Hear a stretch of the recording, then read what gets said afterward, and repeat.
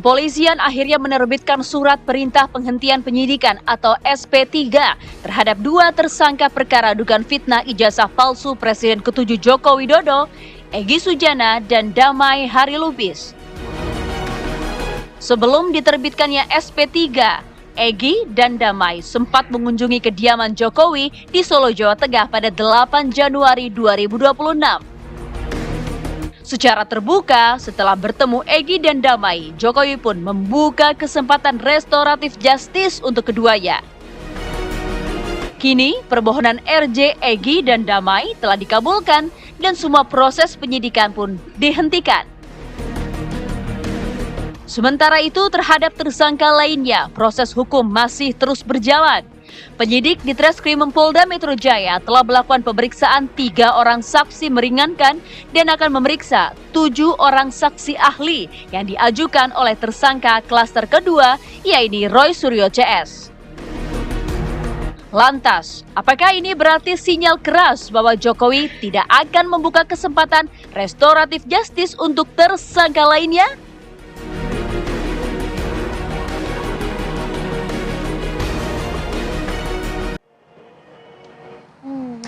Ini dia, setelah SP3 sudah keluar begitu ya, ini banyak pertanyaan juga di publik sebenarnya. Apakah memang SP3 ini hanya diberikan kepada 2 tersangka tersebut, yang lainnya nasibnya seperti apa?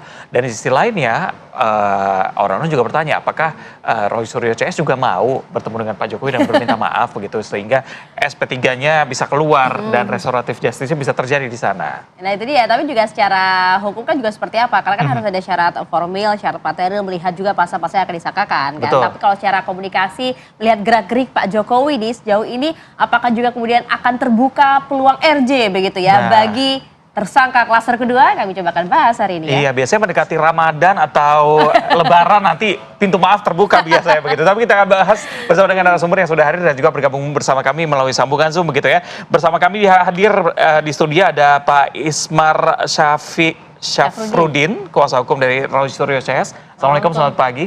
Bergabung juga bersama kami Heri Satrio, pakar komunikasi. Halo Bang Isa. Apa kabar? Ini senyumnya beda ya. Bersama kami bergabung melalui sambungan Zoom ada Yaakob Hasibuan, kuasa hukum Joko Widodo. Ya, selamat pagi Mas Yaakob. Pagi Mas Reza, pagi Mbak Maria, pagi. Ya, terima kasih sudah bergabung. Saya langsung mau ke Pak Ismar. Kalau begitu Pak Ismar, sejauh ini kan proses penyelidikan kan sudah masih terus berlanjut kan? Pemeriksaan saksi yang meringankan. Ahli juga. Kemudian juga 3 tersangka di klaster pertama kan juga besok Kamis kan juga akan menjalani proses penyelidikan nih. Artinya memang tidak akan ada lagi yang bertambah untuk menempuh jalur RJ ini. Jadi kalau masalah RJ ya yang kemarin terjadi ya antara Pak Egy Sujana dengan DHL. Kalau saya lihat itu tidak sesuai dengan prosedural. Ya, tapi kami menghargai apa yang dilakukan oleh. Sudah keluar. Iya, betul. Tapi dari segi aturan hukum yang baru ini ya, KUHP yang baru tentang RJ, itu kan harus ada penetapan dari pengadilan. Karena itu kan ada prosesnya. Termasuk juga dalam hal ini prosedurnya, pada saat itu saya lihat ya, apa yang disampaikan oleh Pak Egy dan DHL ke kami, itu kan tidak ada perdamaian. Jadi saya malah akhirnya dengan teman-teman lain dari PH Butiva CS itu, jelas ada kecenderungan bahwa kita melihat ini positif apa negatif. Kita masih mempertimbangkan masalah itu. Artinya maksudnya? Jadi gini, kalau kita lihat itu di sini ada semacam bahwa pihak kepolisian malah sebenarnya dan pihak Pak Jokowi kayaknya menyadari gitu loh secara hukum bahwa memang ada kesalahan prosedural dalam hal ini. Ya, dalam hal bahwa mereka ditetapkan sebagai tersangka. Contoh, Pak Egy sama DHL. Kita kan sebagai orang hukum itu kan melihat fakta, bukan cerita. Mereka menyampaikan bahwa kami datang ke sana hanya menyampaikan tentang pertama menasihati, kedua adalah menyampaikan kedudukan hukumnya bahwa dia tidak layak untuk jadi tersangka. Iya kan? Termasuk DHL, surat ke kami itu yang tanggal 10 itu surat ke Polda dan saya disampaikan juga saya pelajari. Di situ adalah menyampaikan bahwa dia tidak layak untuk jadi tersangka, bukannya bahwa itu saya minta maaf yang sebagaimana seharusnya dalam sebuah RJ ya. Jadi sangat layak sebenarnya ini bukan RJ kalau pendapat saya, tetapi adalah penghentian penyidikan biasa karena mungkin tidak terdapat bukti-bukti. Contoh si DHL juga sebenarnya bukan terlapor dari Pak Jokowi. Ya tidak termasuk sama dengan Rustam, kan itu bukan tidak masuk sebagai terlapor. Yang terlapor itu kan cuma ada 5 orang ya.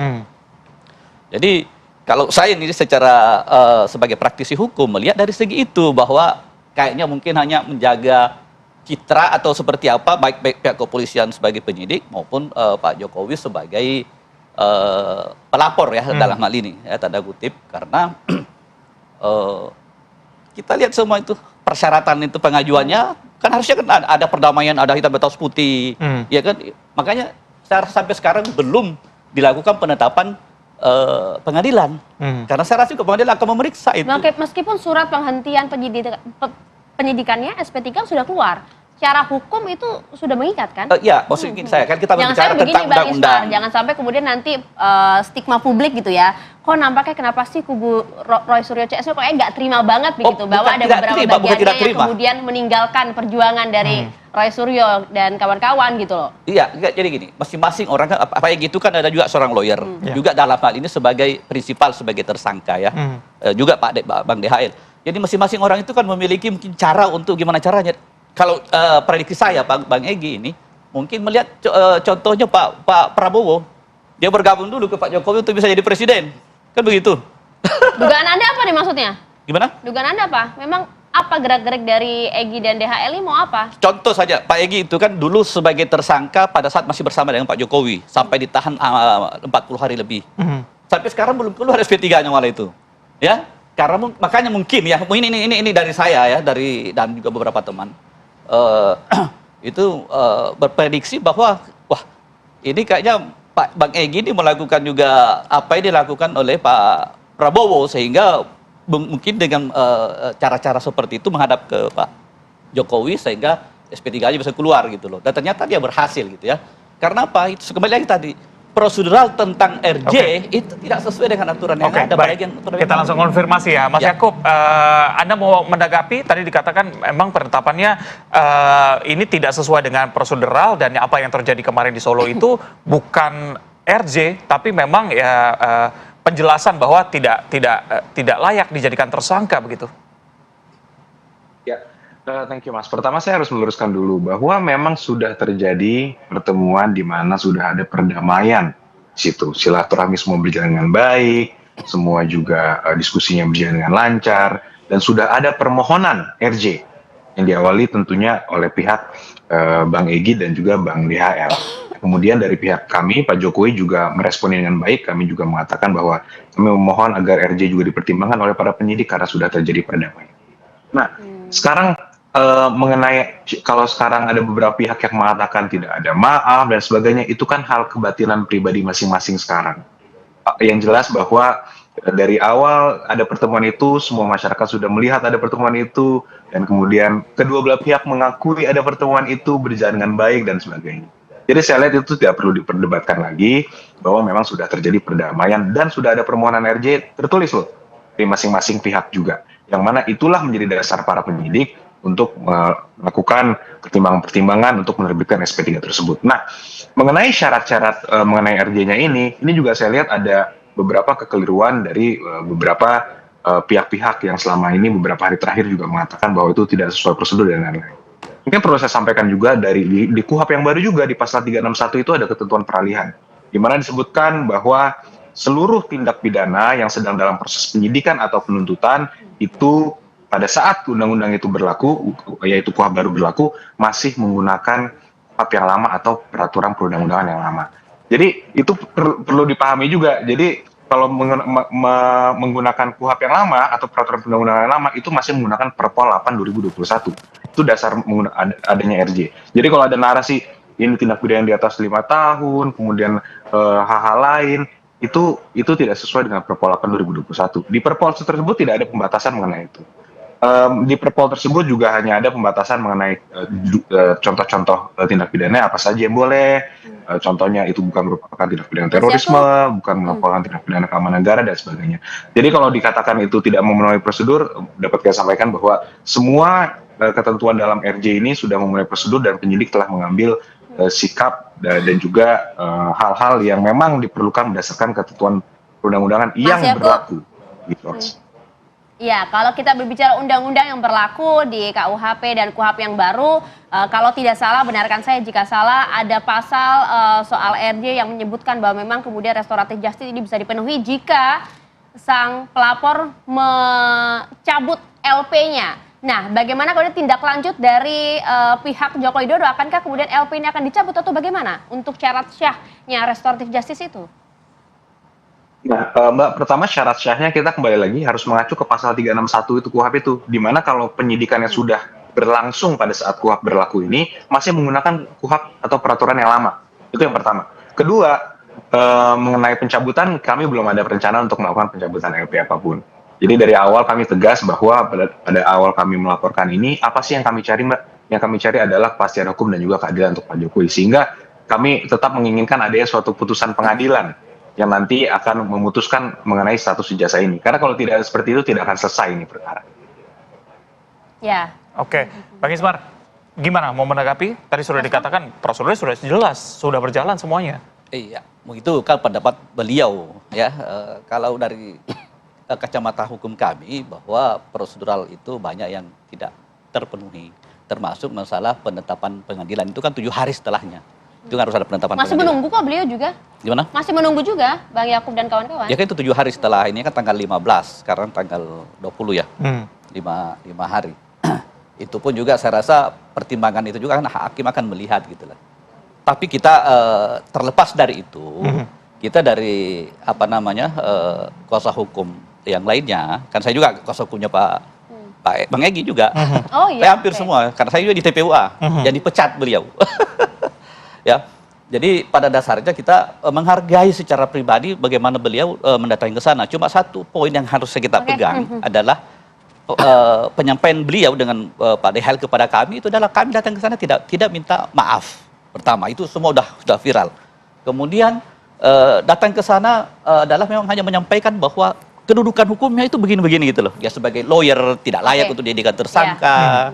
Nah, seharusnya kita minta untuk dalam hal ini pihak kepolisian harusnya ya itu mengambil langkah-langkah untuk menyamakan persamaan hak di atas hukum ya atas semua pihak.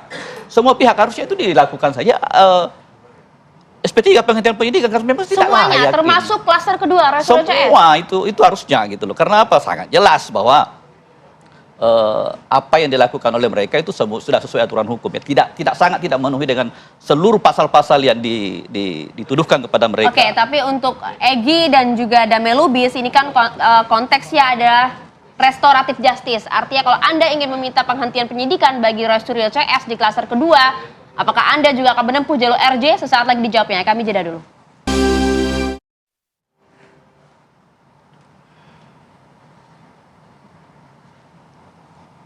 Wirsa penyidik di Treskrimum Polda Metro Jaya ini sempat melakukan pemeriksaan terhadap 3 orang saksi pemirsa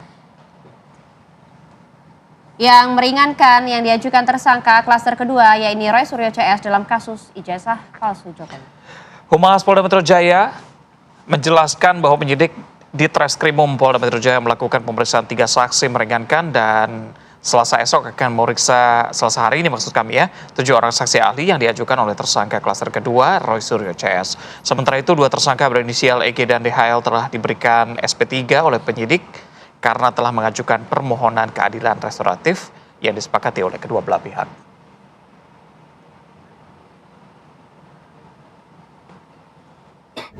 Ijazah, kami mengupdate hari ini akan ada pemeriksaan terhadap 3 saksi yang meringankan yang diajukan oleh tersangka klaster kedua. Dan besok tanggal 20 juga ada pemeriksaan 7 saksi ahli dari yang diajukan oleh tersangka klaster kedua. Selanjutnya akan dijadwalkan di dalam bulan ini juga untuk pemeriksaan 3 tersangka di klaster 1.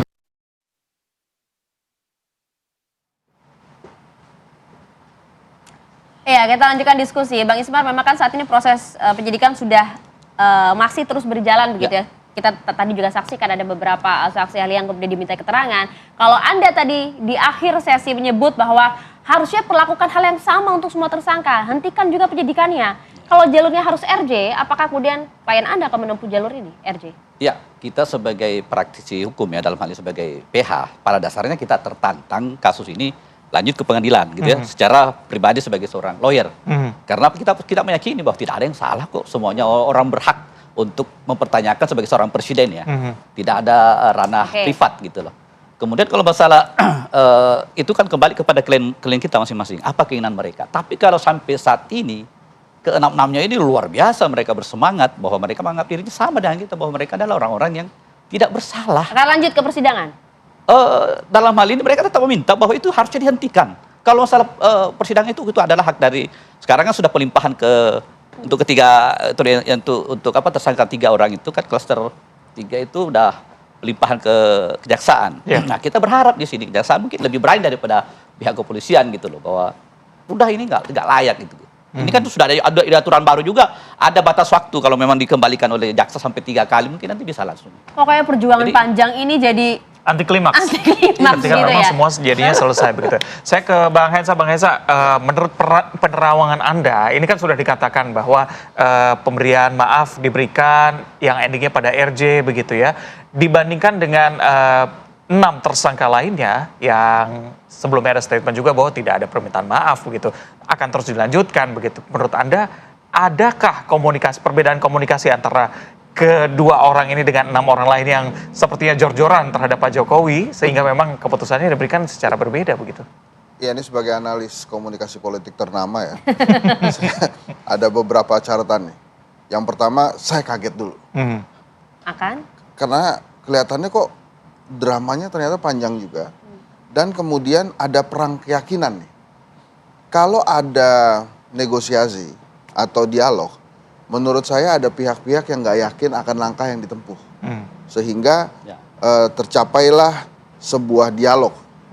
Apa yang terjadi di dalamnya, saya nggak tahu. Tapi yang jelas, ini sebuah hal baru nih. Bahwa ada yang nggak yakin nih sama langkahnya. Apapun itu ya gosipnya ya, katanya ditawarin proyek triliunan lah, apapun itu. Bila sebuah dialog dilakukan, oh ini ada ketidakyakinan. Yang kedua, saya sejak awal kasus ijazah ini dengerin UGM yang ngeluarin. Kalau kata UGM asli ya udah. Nah, kemudian yang ketiga nih, sebetulnya saya tuh mengharapkan endingnya nggak selama ini. Misalnya ya, ada lagi dialog perbincangan seperti antara Egy dengan Jokowi, tapi ini dengan semua pihak yang bertanya. Bertanya aja dalam satu meja gitu ya. Konferensi meja bundar itu ada lagi. Pak Jokowi ini sebenarnya gimana sih? Ya sudah, tunjukin atau tidak ditunjukkan gitu. Tapi selesai aja. Nah, hanya gini Ayah Reza. Ini sejarah sudah mencatat. Apapun hasil ujungnya, bahwa pernah ada seorang presiden dipertanyakan keabsahan dokumen ijazahnya oleh rakyatnya. Nah, ini menurut saya sebuah catatan sejarah yang nggak oke nih. Dan berlarut-larut panjang kan, sampai per hari ini pun nampaknya belum ada tanda-tanda kelihatan. Nah, kalau tentang hukum saya nggak ngerti, tapi kaget juga bahwa ada sebuah pertanyaan kemudian berujung ke meja pengadilan. Hingga prosesnya panjang ya? Panjang sekali.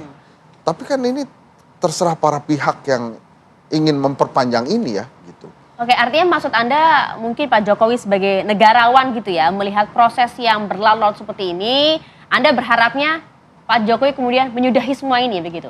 Dicabut LP-nya atau bagaimana? Kan begini, pihak-pihak yang mengadukan kan juga nggak percaya sama Pak Jokowi gitu. Bahkan ini kan, di gelar perkara kan sudah ditunjukkan juga ijazahnya. Iya, jadi kan ini keyakinan dan kepercayaan aja. Yang satu kekeh bahwa itu palsu kalau nggak salah ya Pak ya. Ini palsu, sementara yang punya ijazah bilang ini asli. UGM bilang saya udah serahin ijazahnya ke Pak Jokowi. Gitu. Kalau nggak salah ya Bu Ova ya, kalau salah saya mohon maaf. Jadi maksud saya sebetulnya case-nya ini nih case yang buat sejarah di Indonesia cukup memalukan juga sih. Karena lama bener kejadiannya gitu ya. Terus di sisi lain adalah gitu, kalau nggak salah Wagub Bubble ya, yang kemudian palsu kata ijazahnya. Itu bisa tuh ditersangkakan karena ijazahnya palsu. Nah, sehingga dalam kasus ini ayah saya sih inginnya ada sebuah dialog aja ujungnya gitu.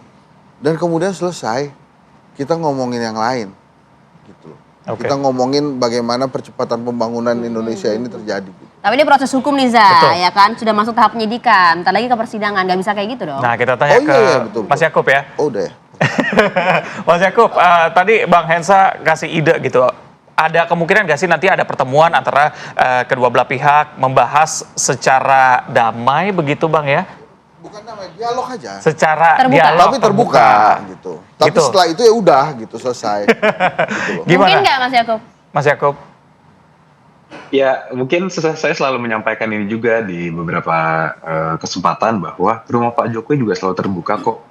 Bahkan saya kembali lagi saya sampaikan bahwa sebelum kedatangan Bang Egy dan Bang RHL, kami pun sering sekali diskusi panjang dengan Pak Jokowi dan tidak ada obrolan sama sekali tentang RJ. Karena dari awal kami yakin bahwa memang kami membutuhkan suatu putusan pengadilan. Tapi ternyata setelah pertemuan tersebut 180 derajat tiba-tiba Pak Jokowi diskusi kami mengatakan bahwa saya sangat menghormati kedua beliau yang sudah datang.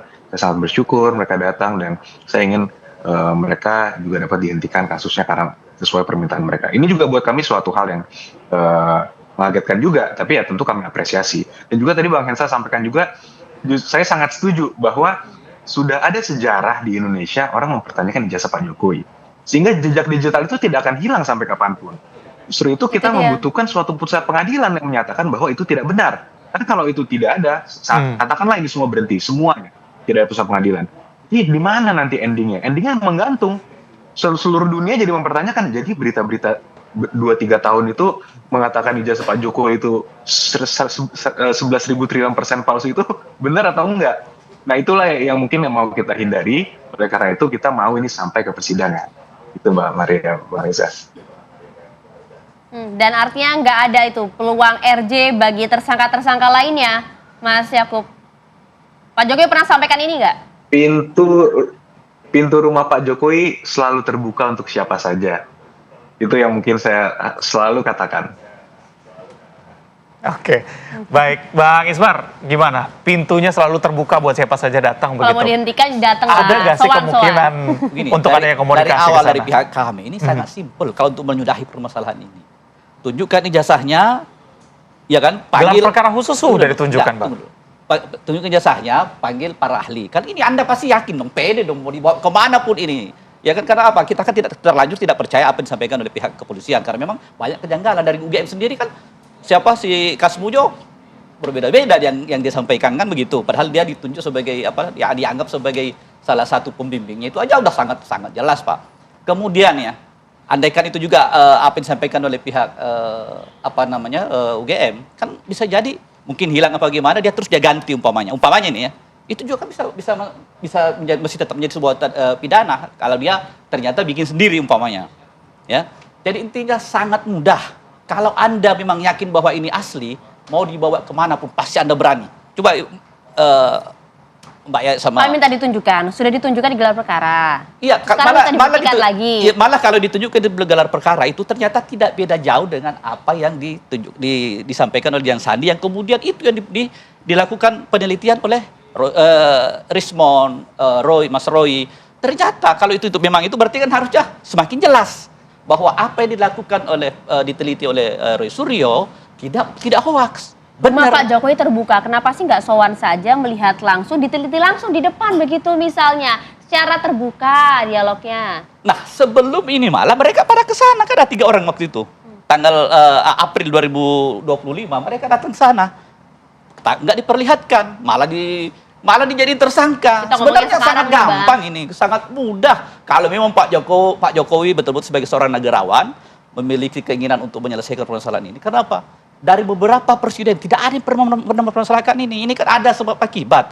Ya kan mungkin kita lihat bagaimana beliau sering terlalu banyak berbohong, menyampaikan hal-hal yang tidak sesuai dengan fakta. Oke. Nah, itu aja bagian dari. Nah, itu juga nanti Jangan akan sampai menjadi beropini ya, Bang. Enggak, ini nanti akan menjadi persoalan ketika memang ini kasus ini lanjut. Saya secara pribadi akan menanyakan itu karena kan Dalam Oke. KUHP 185 ayat 6 itu kita bisa memprofiling seorang saksi selama ini bagaimana tentang apakah sering berbohong apa bagaimana. Itu akan kita tanyakan nanti hal-hal yang dia sampaikan selama ini. Tadi Mas Yakub juga bilang kan bahwa ya lebih baik sebenarnya di pengadilan saja sehingga ada keputusan secara tetap begitu. Tidak ada lagi nanti ketika memang ini jadinya damai, tidak ada yang tiba-tiba beberapa tahun lagi mempertanyakan hal itu. Berarti Anda juga setuju dengan hal itu ya? Ya, Maju ke pengadilan ya? Jadi gini, kita pada dasarnya adalah memang pengen mengetahui secara sah. Mhm. Ada kan ini udah disampaikan Ya. juga dari Pak Jimli Siddiq, Pak siapa lagi dari Reformasi Kepolisian, Pak Mahfud MD, bahwa ini baru dikatakan sebagai asli ketika itu diputuskan oleh pengadilan. Itu dia. Iya. Pak Ismar, kita tuh bingung kalau tadi Anda kemudian sampaikan bahwa inginnya adalah kemudian perjuangan semua ini tuntas hingga diputus secara hukum di persidangan, tapi kok Anda menginginkan ada penghentian penyidikan? Kan ini enggak Berbanding Jadi terbalik begitu, gitu. terbalik. untuk Ini putusan opini pengadilan Anda untuk loh. menyatakan itu sah tidaknya sebuah ijazah kan banyak jalan. Dari kemarin-kemarin beliau digugat kan hadir aja bahwa Jadi ini- berani gak nih lanjut ke pengadilan? Siap. Oh, kalau kita mah apapun kondisinya kita akan siap begitu. Nah, kita insya Allah militan dari awal. Masih panjang nih Bang Hensa. Iya ya, masih banyak kelihatannya. Tapi begini ya, saya sih melihatnya di luar ya. Ini kan mengagetkan juga, tadi saya sudah sampaikan. Dan kemudian ada dialog yang terjadi antara Bang Egy dengan Pak Jokowi. Menurut saya ini sebuah tahapan drama baru nih. Jadi kalau ada sequence ini mungkin season baru nih. Ternyata ada perbincangan, ada dialog dan bisa terjadi gitu. Tapi kan beda nih kalau kubunya Roy Suryo dan kawan-kawannya, kalau kita lihat kan memang berkali-kali kemudian bertentangan lah ya dengan Ya, statement Pak Jokowi. karena Mungkin itu susah tadi. tidak sih sebagai seorang manusia biasa gitu Pak Jokowi? Ya pasti susah lah. Karena kan ini mau ngapain sih saya dikejar-kejar terus gitu kan. Kalau saya ya sebagai akademisi, memang percaya ke universitas. Universitasnya udah bilang, kalau universitasnya bilang asli, buat saya asli, itu udah titik tuh. Kalau kemudian ternyata memang tidak ada ijazahnya, kemudian bikin sendiri, nah itu problem lain. Tapi kan UGM belum pernah mengatakan saya tidak pernah mengeluarkan ijazah untuk Pak Jokowi ya. Jadi saya sih ambil simpelnya di situ aja. Oke. Malah saya berharap nih pengadilannya cepet-cepet aja deh, biar selesai. Gitu. biar selesai dan clear gitu. Ini perkataan netizen nih. Terus gini, kalau kita lihat beberapa lulusan UGM yang cerita, misalnya kemarin Prof. Uceng ya, Prof. Uceng bilang kalau perkara skripsi itu banyak lulusan UGM yang skripsinya nggak ditandatangan oleh promotor, pembimbing skripsinya. Jadi kalau dirunut, memang banyak yang balik lagi di UGM-nya. Kalau UGM-nya bilang asli, maka asli. Tapi kan teman-teman ini merasa bahwa enggak, asli ini sebetulnya nggak ada ijazahnya. Karena ada temen yang ngaku nggak inilah, ada temen yang beginilah, ada temen yang begitulah. Fotonya berbeda, fontnya beda dan segala macam ya. Ya itu foto juga gue nggak ngerti juga tuh kenapa.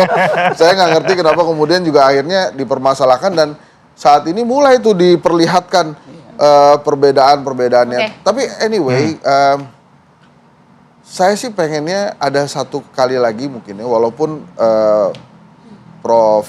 Rektor itu sudah berkali-kali mengatakan bahwa itu sudah diserahkan ke Pak Jokowi gitu. Oke. Dan ini kan pertanyaannya memang banyak. Gini, saya cerita satu hal lagi. Singkat Bang.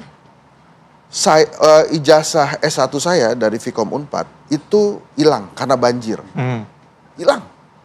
Nggak bisa dipakai. Saya ngurus ke Vkom Unpad. Dapat itu ijazah baru, tapi memang ada tulisannya salinan. Jadi kalau memang nggak ada, kemudian diurus ke kampus, kampus bisa ngeluarin itu. Itu kejadian di saya tuh. Oke. So artinya kalau memang tidak ada dan kemudian diurus ke UGM misalnya, pasti ada salinannya. Tapi kalau sekarang nggak ada tulisan salinannya, ya mungkin saja itu satu-satunya ijazah yang ada gitu. Oke. Asli atau tidak, ya kan sudah pada keras nih dua belah pihak ya. Kita lihat pengadilan aja dan Ya, hukum yang akan mudah-mudahan membuktikan ya. Iya. Pokoknya kita sebagai masyarakat kita menunggu saja pembelajaran yang sudah beberapa season ini, jangan sampai tiba-tiba nanti ada plot twist lainnya Ya. begitu ya. Dan diharapkan jangan sampai anti klimaks ketika menjelang Ramadan dan juga Lebaran ada permintaan maaf dan juga selesai begitu. Sama-sama kuat menuju ke pengadilan, nanti kita tunggu bagaimana keputusan dari pengadilan. Terima kasih. Terima kasih Bang Ensa, Pak Ismar, terima kasih. Mas Jakob, terima kasih banyak atas waktu bersama kami.